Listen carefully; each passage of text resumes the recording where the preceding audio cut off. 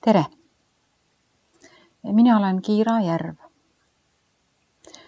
Ma olen Perekeskuse Sina ja mina koolitaja. Ma olen pereterapeut. Tänases loengus ma tahan teile rääkida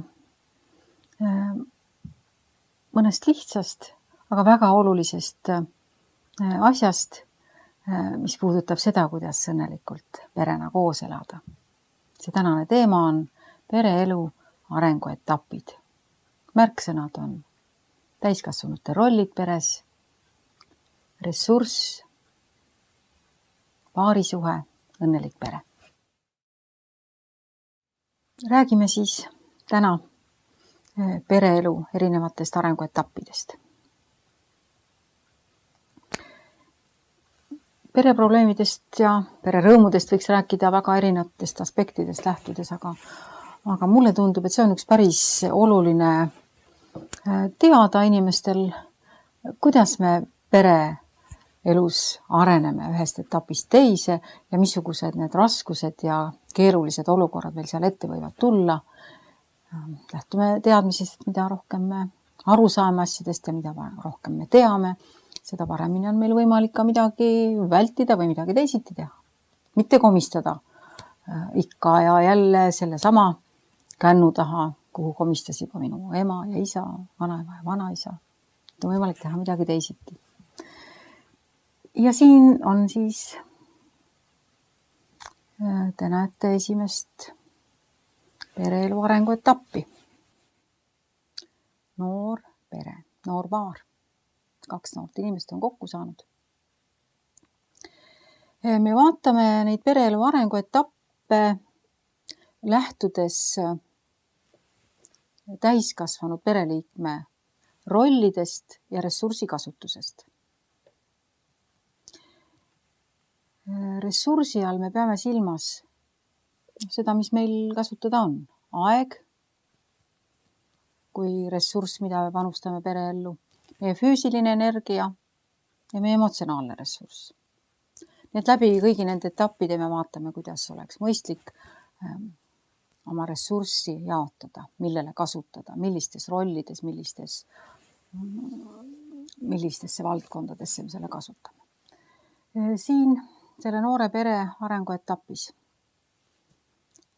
selgelt piiritletud 2 ressursikasutuse valdkonda. Meie mõlema, minu isiklikud vajadused, nende rahuldamine. See mina siin pildil tähendab seda, et on oluline, et mina hoolitsen oma vajaduste eest ja sina hoolitsed oma vajaduste eest. Meie mõlema minad on tähtsad. Me rahuldame oma vajadusi, me teeme oma toredaid tegemisi, suhtleme sõpradega, õpime, töötame, suhtleme oma sugulastega. Ja siis selle kõrval on täpselt võrdse osana ressurss, mida me kasutame selleks, et see meie tekiks ja tugevneks. Meie 2, meie suhe, meie paarina. Me peaksime kasutama selleks aega, oma füüsilist energiat ja emotsionaalset ressurssi. Selle koha peal ma tahan teile rääkida lühikese loo Mariast ja Allanist. Ja Maria tuli vastuvõtule oma murega. Allanit ma ei olegi kohanud, aga Maria rääkis oma mure. Ja kui me seda arutasime, siis ta jõudis lahenduseni ka. Aga Maria mure oli selline, et nad on Allaniga juba üle aasta tublisti koos elanud. Neil oli väga armas armumise ja käimise periood ja nüüd nad on oma ühises kodus. Ja Maria ütles, et ta väga armastab Allanit ja Allan armastab teda ka. Aga mingil põhjusel nad tülitsevad väga palju ja Mariale täiesti arusaamatul põhjusel ka. Ta tunneb tihtipeale ärritust ja rahulolematust, kuigi just nagu mingisugust põhjust selleks ei ole, et neil on kõik hästi. Kui me hakkasime siis süvenema selles, mis neil lahti on, siis ma kuulsin seda, et Maria ja Allan õpivad koos. Neil on ühised sõbrad õppimise ja varasemate tegevuste kaudu. Nad on heades suhetes oma mõlema vanematega, nad lävivad mõlema perega väga mõnusasti. Neil on tore kodus koos olla, nad teevad koos süüa köögis ja pikutavad teleka ees, kui vahest mahti on. Ja kui nad väljas käivad, siis nad käivad ka kahekesi koos, sest neil on ühine sõpruskond. Veel tuli jutuajamisest välja, et Maria on jätnud oma suurepärase tantsutrenni, mida ta tohutult tegelikult nautis. Sellepärast, et see tundus, et see võttis liiga palju aega ära Allaniga olemisest ja Allanile väga ei meeldinud ka, sest ta jäi siis vahest pärast sõbrannadega juttu ajama või kohvitama. Et Allan igatses teda ja siis ta jättis need asjad ära. Ja Allan, kes varem käis ka orienteerumas ja korvitrennis, tema oli ka need asjad ära jätnud, sest et kahekesi oli nii hea olla. Ja nüüd ongi nii paradoksaalne, et see kahekesi olemine hakkas tegelikult auku kaevama nende suhtele, et see väga tore kahekesi olemine. Et sinna kõrvale jäi rahuldamata päris mitmeid olulisi vajadusi, mida nad said teha ainult eraldi olles ja omi asju tehes. Et kui Maria päris hästi rahunes, sai selle idee, et tõepoolest ta tohiks ja isegi mitte ei tohiks, vaid ta peaks jälle tegema neid temale toredaid asju. Ja ta võiks julgustada Allanit tegema neid asju, mis talle on toredad ja ei olegi midagi katki sellest, kui nad päris suure hulga mõnest päevast on eraldi. Et ta sai seda teagada ja ta lahkus hea kergendusega ja kunagi hiljem ta kirjutas mulle, et nad järgisid seda ideed ja neil on praegu päris hästi. Allan ja Mariaga me jõudsime siis selleni, et kui kaks inimest on rahul ja rõõmsad,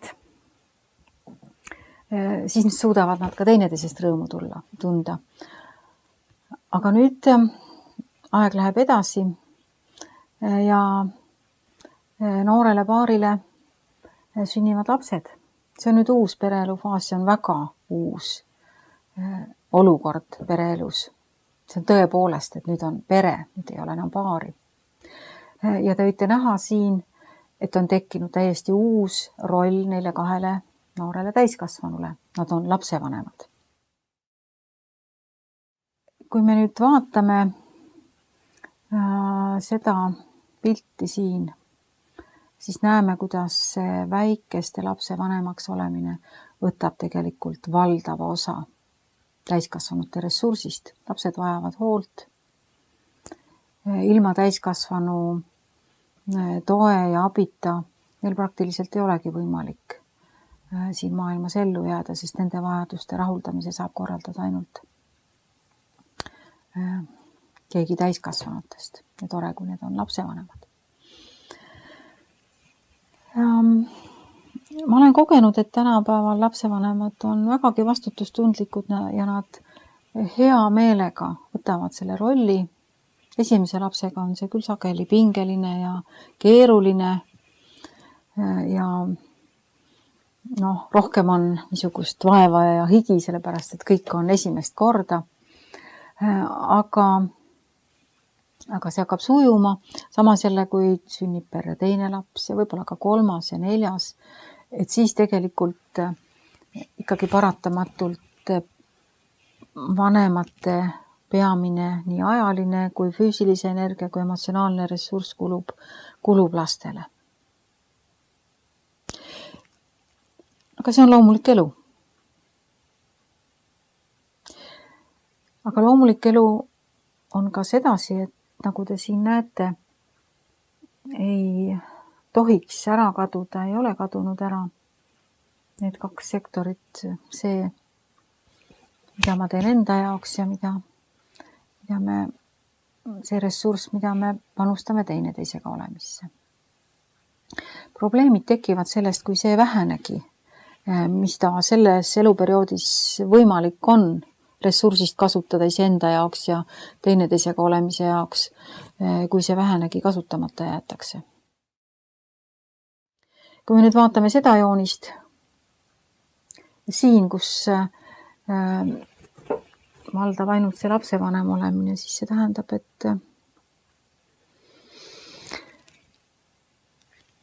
et võib see kõige tähtsam, mis lapsevanemad on otsustanud selles elufaasis teha, hoolitseda oma laste eest, muutub võimatuks.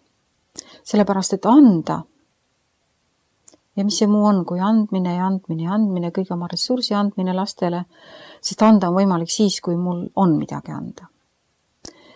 Ja mingil hetkel saab see otsa, mis ma annan, kui ma seda ei tooda. Nii et selleks, et olla, see natuke vahest kõlab paradoksaalsena vanematele, kui ma seda räägin, aga tegelikult see on niiviisi, et ma tõepoolest armastan oma lapsi ainult sel juhul, kui ma hoolitsen ka enda vajaduste eest, see tähendab armastan ennast. Ja mitte ainult ennast, vaid oma laste isa ja ema, ehk oma meest või naist. Nii et sellel päris palju ressurssi nõudval lapsevanem olemise eluperioodil, kui lapsed on väikesed, on väga oluline täita oma tassi, rahuldada oma vajadusi. Ja siis on meil tore kahekesi olla neil ühestel hetkedel, kui me seda saame. Sellest väikeste lastega pereelu arenguetapist rääkides tuleb mul meelde Kerli ja Gunnari lugu. Neil on 3 last, sündinud väikeste vahedega ja praeguseks on vanim juba 6 ja noorem hakkab saama 2. Nad on päris palju pidanud pingutama, et selle eluga toime tulla. Kerli on olnud kogu aeg lastega kodus. Ja nüüd on vabam olla sellepärast, et suuremad on lasteaias. Kerli saab päeviti ka juba teha asju, mis talle toredad on. Käib trennis ja käib joogas ja vahest saab jälle sõbrannadega kokku. Ja mõnikord saab ka õhtuti väljas käia, siis Gunnar on lastega. Võiks olla nagu tore. Nad on jõudnud tublid noored ka oma maja valmis ehitada, millega nad alustasid juba enne laste sündi. Gunnar on jaksanud palju tööd teha ja praegu nad elavad päris heades avarates ruumides ja ilusas kodus ja lastega on tore. Nad naudivad seda täiega, aga millegipärast järjest rohkem tekib tülisid, ütlemisi, nähvamisi, kriitikat teineteise suhtes ja lapsed on hakanud jonnima ja muutunud pahuraks. Nad tulevad küsima, milles asi, mis meiega on juhtunud. Kõik nagu võiks olla juba praegu kergem, kui oli mõned aastad tagasi. Aga palju aastaid, kui ma juttu ajasime, siis ma uurisin nende käest palju aastaid. See on ju 6 aastat, kui Kerli ei ole saanud millegagi tegelda, mis tema tassi täitmine oleks. Ja Gunnar on väga pidanud pingutama, et majanduslikult toime tulla ja majaehitust organiseerida, ise palju seal käed külge pannud. Vanavanemad elavad kaugel, nad ei ole saanud erinevatel põhjustel neid kaasata lastega olemisse. Nii et need vähesed minutid ja tunnid, kus nad on kahekesi, on õhtused ajad, kui lapsed magavad, aga enamasti on nad siis olnud väsinud, tüdinenud, kurnatud ja teevad neid mõningaid asju, mida veel enda jaoks on vaja teha või järgmise päeva ettevalmistusi. Ja nii nad tajuvad ise ka seda, et armastus ei taha nende kodus enam olla, on hakanud sealt minema hiilima.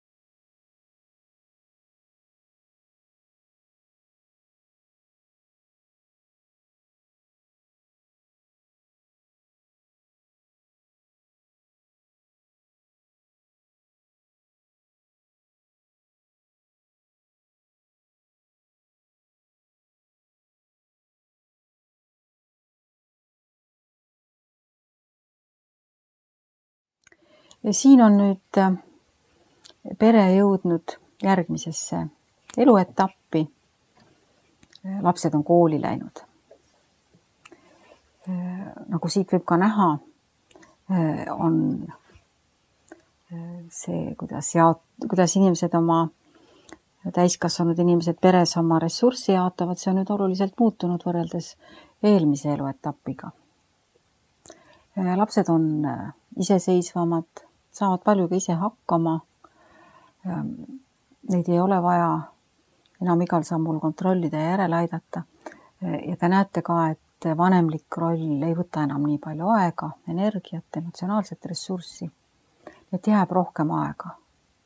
Jälle, iseenda toimetusteks, see on see mina-ala, minu tassi täitmine. Ja jääb jälle rohkem aega, energiat, võimalusi olla kahekesi. Sellest pereeluetapist siis Anette ja Karli lugu. Karl ja Anette tulevad pereterapeudi vastuvõtule, sest neil on pereelus mitmeid probleeme. Lastest vanimal, 4. klassis käival Melanil on mitmesugused tervisehäired. Arstid ei leia neile põhjust, nad on käinud erinevatel uuringutel. Samuti Anette on väsinud, tujutu, tihtipeale jäävad kodused kohustused unarusse. Anette on järjest rohkem hakanud Karli näägutama ja talle etteheiteid tegema. Juhtub, et ta karjub laste peale. Seejärel ärritab Karli niiviisi, et ta katsub järjest rohkem tööl olla või kiiresti trenni kaduda. Ja mõnikord õhtuti lahutab ennast õllega, et pinget maha saada. Seejärel omakorda ärritab Anettet. Ja Melanit uurinud arstid ja psühholoogid soovitasid neil pereterapeudi poole pöörduda. Vestluses selgub, et Anette ja Karl hakkasid küllaltki noorelt koos elama ja peagi sündis neil Melani ja paari aasta pärast Mart. Nad said kõigega hästi hakkama, nad pingutasid kõvasti. Mõni aasta tagasi õnnestus valmis saada oma maja, nad kolisid oma koju ja näiliselt on pereelu praegu päris tore. Peres on kodus on lahedalt ruumi, lastega tehakse palju toredaid asju koos, reisitakse, puhatakse, tehakse koduseid toimetusi, vanemad on laste kooliasjadega kursis. Kõike jagatakse lastega. Kui ainult Melani tervis oleks korras ja Anette oleks rõõmsam. See on see, mis muret teeb ja häirib.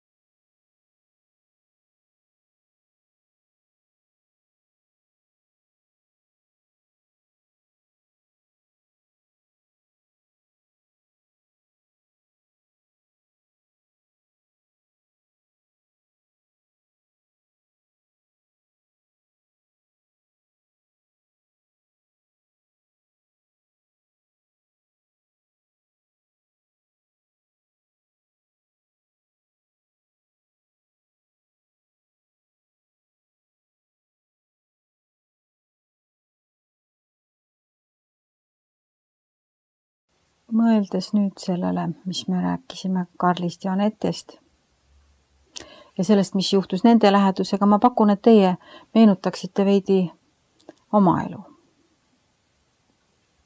Mõelge, meenutage. Millal mina olin viimati oma kaasaga kahekesi ja meil oli tore? Millal oli sellest eelmine kord? Kas see oli eelmisel nädalal? Eelmisel aastal? Kas see, kuidas meil tore on mulle piisav?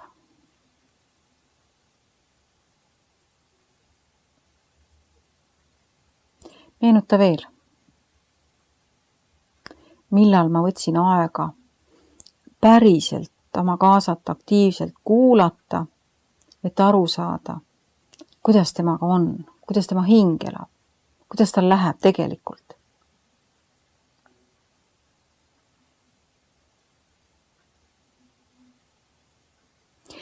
Tululik oleks meenutada ka seda, milline oli sinu vanemate suhe, kui sina olid laps. Ja mõelda sellele, võib-olla isegi rääkida oma partneriga, oma abikaasaga, kui palju sellest viisist suhtes olla, nagu teie vanemad olid, on kandunud üle teie ellu. Kas te elate samasugust mehe ja naise suhet, nagu teie vanemad elasid? Ja kas te tahate seda või tahate midagi muud?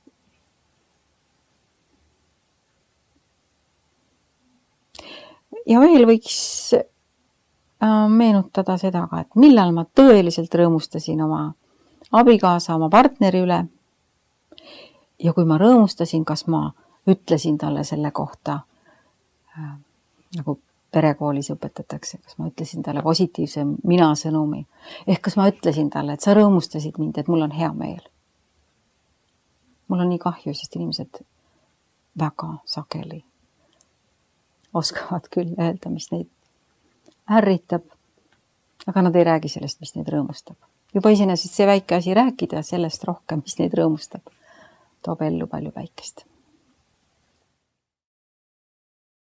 Me oleme oma perelooga jõudnud teismelistega pere arenguetappi. Kui eelmistes pereelufaasides on kõik sujunud, nüüd on siis saabunud selline aeg peres, kus vanemad saavad veelgi rohkem aega ja energiat pühendada iseendale ja teineteisele.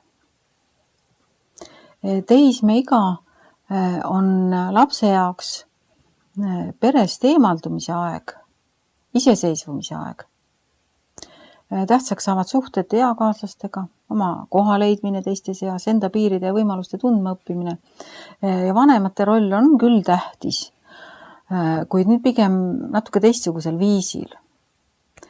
Et lapsed ei vaja vanemaid enam ajaliselt nii palju, neil ei ole huvitav ja tore enam vanematega nii palju asju koos teha, nad ei vaja ka nende abi ei füüsiliselt ega mingis muus mõttes nii palju, aga vanemate heaolu ja põhimõtteline kohalolek on nüüd tähtis.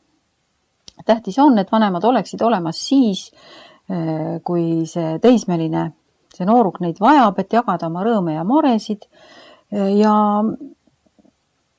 nad vajavad ka seda, et selles kodus oleks rahulik ja mõnus õhkkond, et vanemad usaldaksid, et vanemate vahel oleks lugupidamine, aga et samas nad vajavad ka mõistlikku piiride seadmist ja toetavat kontrolli, aga see kõik ei võta vanematelt enam nii palju energiat ega ressurssi ja nad saavad järjest rohkem iseenda asjadega tegelda.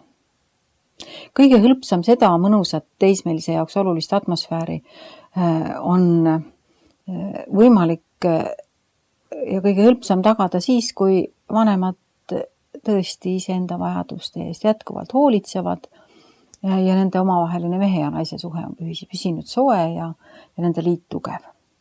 Aga see ressurss, mis jääb nüüd alles, siis jääb vabaks vanematel otsesest laste eest hoolitsemisest, seda siis ongi võimalik kasutada kahekesi olemiseks ja kogu pereelu mõnusamaks muutmiseks. Ja siinkohal siis lugu Mairest ja Raulist. Nad tulevad vastuvõtule, sest nad ei saa enam kuidagi hakkama Raidoga, kes sai hiljuti 14. Ta istub tunde arvutis, trennid on kõik pooleli jätnud, kaob tihtipeale sõpradega kusagile, tuleb väga hilja. Ja koolis puudub üksikutest tundidest ja vahel ei jõua üldse kooli. Hinded on väga alla läinud. Algul peamiselt ema Maire tegeles selle teemaga. Ei olnud suurt abi. Ema läks närvi ja Raido klõmmis uksi. Nüüd on mõlemad vanemad poisi tõsiselt käsile võtnud. Nad käisid koolipsühholoogi juures ja klassijuhatajaga pidasid nõu, sotsiaalpedagoogiga koolis. Ja nüüd nad kordamööda kontrollivad poissi hoolega. Kus ta on, helistavad talle, otsivad teda sõprade juurest, panevad piiranguid arvuti kasutamisele. Sellega on päris palju tegemist. Nad on üsna kurnatud. Hakkasime siis seda lugu uurima. Mis selgus? Isa Raul on aastaid olnud tööga ülekoormatud, närviline. Lisaks sellele on ta pidanud oma haige ema eest hoolitsema. See on võtnud palju ressurssi. Kodus on Raul muutunud väga närviliseks, ta karjub naise peale ja laste peale. Aga Raidolt ootab ikka väga kuulekat allumist. Iga asi, mida Raido teeb teisiti, ärritab teda tohutult ja vahel lähevad ka rusikad käiku. Ema Maire on katsunud seda vaikselt taluda, sest kui ta hakkab midagi oma mehele ütlema, siis läheb pahandus veel suuremaks ja Raul kaob siis nädalavahetuseks sõpradega sauna või kusagile mujale. Ja Maire katsub ka kuidagi hakkama saada, et ta on leidnud veidi lohutust oma ühe meessõbra juures, kellega neid asju arutada, kellele kurta, sest Rauliga ei saa viimasel ajal üldse midagi rääkida. Raul ja Maire selgub ei ole aastaid enam kahekesi mitte midagi ette võtnud.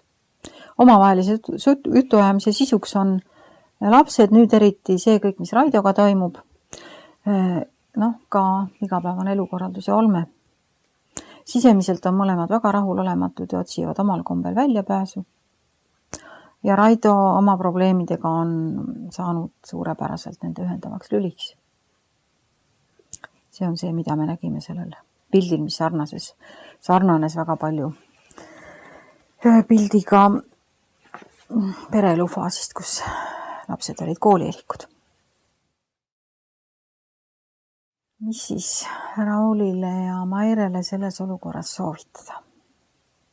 Sellest on vaja kuidagi välja tulla. See on liiga raske ja pingeline. Ma arvan, et te olete juba hakanud aru saama, missugune on see üks hea soovitus, mida anda, kui pereelus on probleemid. Tõepoolest, õige variant, parim variant. Soovitame neile, et nad kiiremas korras leiaksid võimaluse rohkem enda eest hoolitseda, et nende enesetunne oleks parem ja et nad saaksid oma aega ja energiat panustada kahekesi olemisse. Ja kuidas see on võit? Te võite öelda, et mis te räägite, siin tuleb lapsega midagi ette võtta. Aga see on võit selle tõttu, et Raido pääseb siis sellest ülemäärasest kontrollimisest ja oma vanematele oma probleemidega ühendavaks lüliks olemiseks ta saab toimetada oma asju. Ta saab tunda, et teda hakatakse jälle rohkem usaldama. Aga väga raske on lihtsalt seda lõpetada, seda ühte tegevust, mida me teeme, kontrollida oma last, tegeleda tema probleemidega ja lasta ennast siduda kõigest sellest, mis lapsega on. Et selle kõrvale on vaja panna mingi muu asi, teha midagi muud. Tihtipeale ma pean paluma lapsevanemaid kõigepealt, et palun hakake hoolitsema enda eest. Teist ei ole praegu enam lastele abi, sest te olete kurnatud, väsinud, tüdinenud.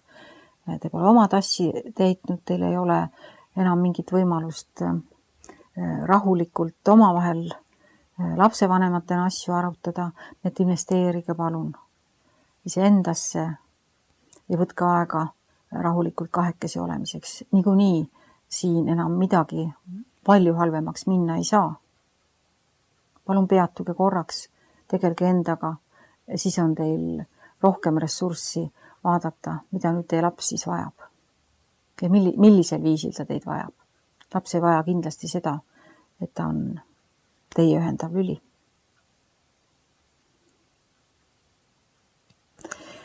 Ja ma arvan, et kui asi hakkab sellel suunal liikuma, ja tavaliselt ma olengi seda näinud, et kui vanemad hakkavad rohkem oma asju ajama, siis see olukord rahuneb.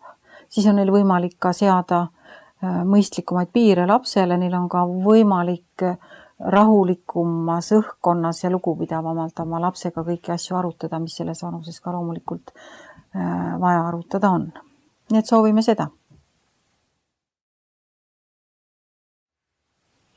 Kui te nüüd kuulasite Maire ja Raido lugu, usun, et te mõtlesite ka oma elu peale. Mina pakun mõelda teil nüüd natuke konkreetsemalt. Mõelda sellele, kuidas teie peres on õnnestunud säilitada mõistlik tasakaal pereelu erinevate sektorite vahel, erinevate rollide vahel. Mille eest ma selles võin tänulik olla endale, mille eest ma võiksin tänulik olla oma partnerile. Ütelge neid asju endale, öelge neid asju oma abikaasale, oma partnerile. Ma tänan sind selle eest, et sa oled aidanud neid asju hoida piirides, mis meie perele on hea olnud.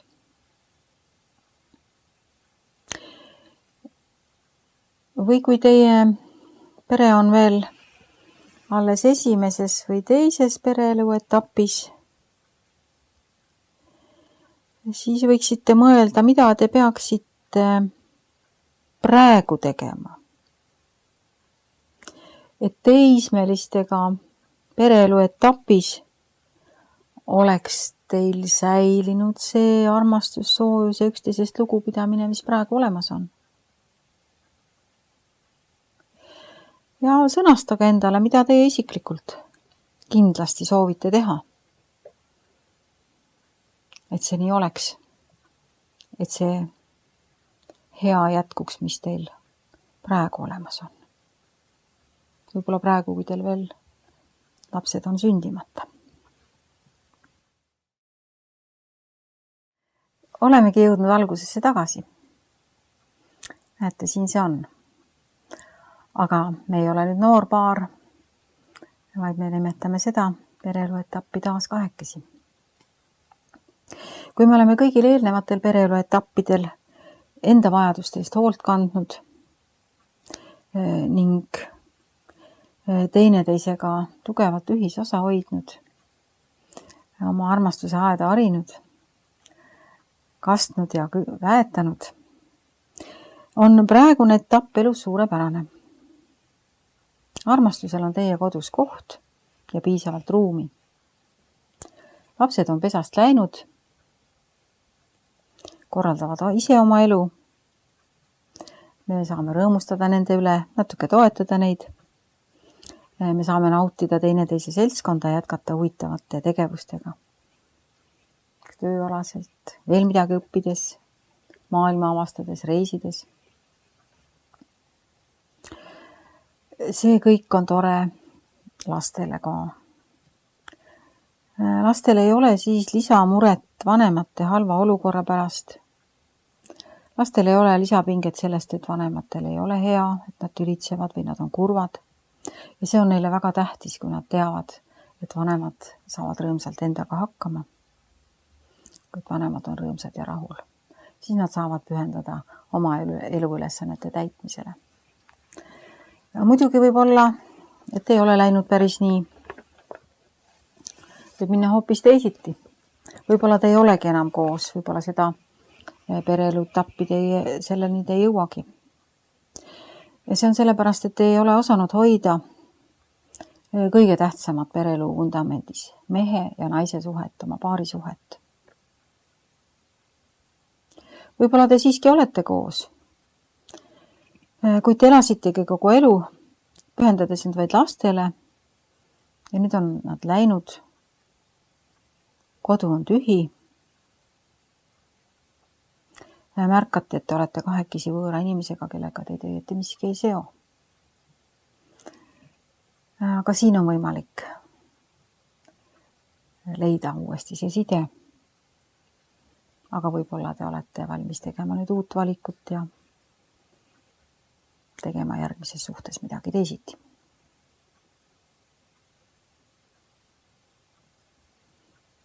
Mina koos perekeskusega soovitan.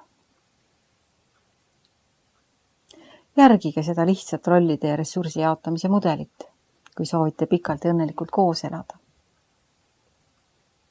Ja kui tekivad probleemid, küsige ka julgesti abi perekeskuse nõustajatelt või teistelt pereterapeutidelt, keda meil on juba päris palju. Tulge ka ja osalege Kordoni perekoolis, kus saate elementaarsed oskused lähisuhete hoidmiseks. Ma soovin teile selles edu ja kõike head.